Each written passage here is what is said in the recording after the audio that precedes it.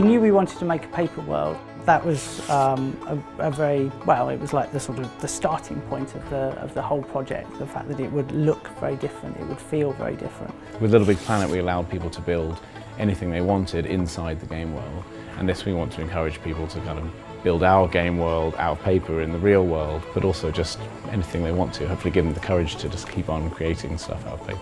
Yeah, so technically everything in the game can be made out of a single sheet of paper that's folded up in a papercraft way on different bits of paper then stuck together.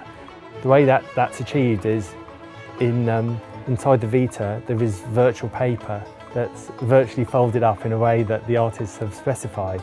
It's all very tricky. It's very, very tricky.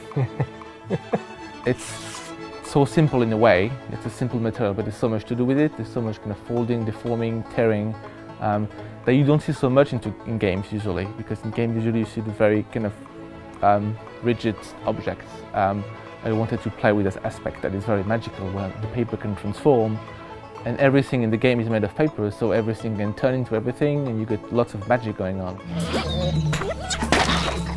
We really wanted people to be able to build like the whole world of Tearaway out of paper, and we know that people sometimes just need a shove in the right direction, which is why we have a whole bunch of plans so people can make some of the more complicated things, or even some of the simpler things themselves, but then maybe start looking at the world and figuring out how things were put together. And the way you'll be able to do this is through our community portal, tearaway.me, where you'll find blogs and forums and all the usual kind of community things, but more importantly, your papercraft collection. As you kind of work your way through them, I think people will start getting braver in what they try, and they'll start kind of ad-libbing and remixing and adding things on. So Tearaway.me should be available shortly before Tearaway comes out. You should be able to see some of the things that we've been making and some of the reviewers hopefully as well.